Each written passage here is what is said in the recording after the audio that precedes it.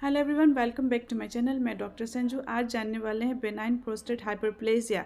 तो ये बीमारी पुरुषों में होते हैं। पुरुष की ही बीमारी है जिसमें क्या होता है, उसके प्रोस्टेट ग्लैंड इनलार्ज हो जाते हैं। यानी कि ब्लैडर के पास जो प्रोस्टेट ग्लैंड होता है लगभग वॉलनट साइज़ का होता है, उसमें उसका साइज़ बढ़ जाना कोई भी कारण से। कुछ कारण जो होते हैं जैसे कि जेनेटिकली होते हैं, दूसरी बात अननोन कारण भी होता है, पता ही नहीं चलता है, और तीसरी बात इंपॉर्टेंट रिस्क फैक्टर जिसमें कि एज होता है। जैसे जैसे एज पुरुष की बढ़ती है वैसे वैसे उसमें जो है प्रोस्टेट का ग्लैंड जो होता है वो छोटा सा जो वॉलनट साइज़ का ग्लैंड जो होता है वो थोड़ा सा साइज़ उसका बढ़ जाता है, हाइपरप्लेजिया हो जाता है। तो जिसे हम लोग कहते हैं बेनाइन प्रोस्टेट हाइपरप्लेजिया। इसके वजह से कुछ उसको सिम्टम्स आने लगते हैं और कुछ उसके कॉजेज़ हैं। तो जैसे कि कॉजेज़ में बता दिया, अननोन कारण होते हैं, दूसरी बात जेनेटिक्स भी होते हैं, तीसरी बात जो इम्पोर्टेंट बात है वो एजिंग फैक्टर होते हैं। ठीक है, और इसमें एक और कारण जान लेते हैं। अगर कुछ मेडिकेशनल ट्रीटमेंट करा रहे हैं उस केस में भी जो होता है हो सकता है। अदरवाइज हार्मोनल डिसबैलेंस के वजह से भी हो सकता है। तो ये रहे कुछ कॉजेज़। और सिम्टम्स क्या होगा, तो जैसे कि ब्लडर के पास वो प्रोस्टेट ग्लैंड है, तो जैसे होता क्या है, ब्लडर ऊपर रहता है और उसके नीचे जो है प्रोस्टेट ग्लैंड है, उसी के ब्लडर जिसमें यूरिन भरता है उसी का एक छोटा सा पाइप होता है जो यूरिन बाहर होते हुए निकालता है, उसी रास्ते प्रोस्टेट पड़ता है। कोई भी कारण से वो प्रोस्टेट ग्लैंड जो है यूरिन के पाइप को दबा दे तो उसमें क्या होगा, यूरिन निकलने में डिफ़िकल्ट होगा, जिससे पेशेंट को डिसयूरिया होता है। ठीक है, और उसी के साथ साथ पेशेंट को डिफ़िकल्टी यूरिन के साथ साथ बार बार अर्जेंसी होंगे, बार बार मिक्सचुरेशन का फ्रिक्वेंसी होगा, साथ में पेशेंट को बर्निंग भी हो सकते हैं। ओके, और कुछ इन्फेक्शन भी हो सकते हैं। इसी के साथ साथ पर्सन को जो है, मेल पर्सन को रात में यूरिन बार बार लगेगा, यानी कि नोक्स्टोरिया होगा, उसको बार बार रात में पेशाब लग सकते हैं।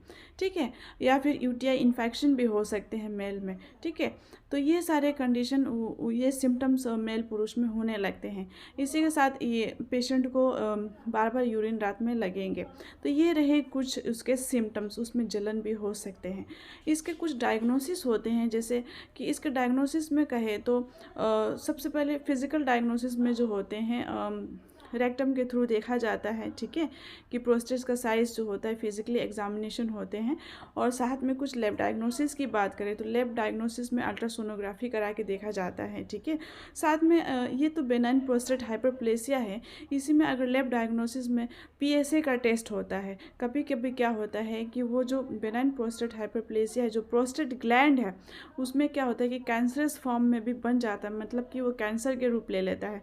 तब क्या होता है कि इसमें एक और जांच जरूर कराया जाता है जिसे कहते हैं पीएसए, जो होते हैं प्रोस्टेट स्पेसिफिक एंटीजन टेस्ट होते हैं। ठीक है, तो प्रोस्टेट का स्पेसिफिक एंटीजन टेस्ट होता है जिसमें क्या होता है, पता कराया जाता है कि कहीं कैंसरस तो नहीं है।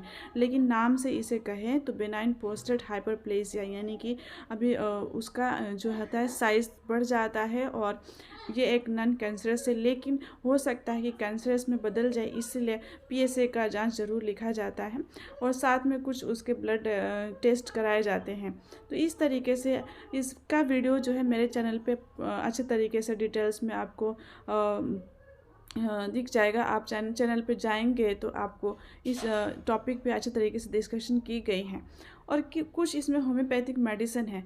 तो होम्योपैथिक मेडिसिन में जो है सबसे पहले इसमें बात करते हैं सबाल सेरुलेटा। बहुत ही इम्पॉर्टेंट मेडिसिन है, मदर टिंचर के फॉर्म पे प्रोस्टेट पे बहुत अच्छा वर्क करता है। और इसमें क्या होता है, पर्सन बहुत ही इरिटेबल माइंड का होता है, उसको कुछ समझाए बुझाए तो गुस्सा बहुत ज़्यादा आता है और फ्रिक्वेंसी रहता है यूरिन का जो होता है नक्चुरिया होता है। साथ ही साथ पर्सन का बहुत ही इरिटेबल माइंड होता है, पेशाब में जलन हो सकती है, prostate urine drop by drop हो सकता है। तो सबाल सेरुलेटा का कुछ सिम्टम्स है जो बहुत ही इफेक्टिव है। अगर सिम्टम्स मिल रहे हैं तो मेडिसिन काफ़ी अच्छी है। नेक्स्ट मेडिसिन की बात करें, डिजिटालिस में भी वैसे ही प्रॉब्लम होते हैं। मेल पर्सन को बार बार यूरिन लगेंगे और रात में निक्चुरिया हो सकता है, उसको जलन हो सकते हैं, यूरिन करने में प्रॉब्लम हो सकते हैं। तो ये सब प्रॉब्लम हो सकते हैं। ऐसे ही एक और मेडिसिन की बात करें, पेरायरा ब्रेवा, बहुत ही इफेक्टिव मेडिसिन है। कुछ होम्योपैथिक मेडिसिन है अकॉर्डिंग टू द सिम्टम्स दिया जाता है, जैसे लक्षण वैसी दवाइयाँ निकल के आते हैं। तो बस आज के वीडियो में इतना ही। इसके डिटेल्स जानना है तो मेरे चैनल पर जाएंगे तो बेनाइन प्रोस्टेट हाइपरप्लेजिया का आपको मिल जाएगा, अच्छे तरीके से आप समझ पाएंगे। So that's all for today. Any queries can put them in the comment section below, तो हम लोग ताकि आपको के डाउट को देखें। एंड साथ ही साथ वीडियो पसंद आए तो लाइक, सब्सक्राइब एंड शेयर करेंगे। अगर मेरे चैनल पर नए हैं तो सब्सक्राइब जरूर कीजिए। एंड इस तरह की इन्फॉर्मेशन वीडियोस हम लोग लाते रहेंगे। Till then bye bye and take care.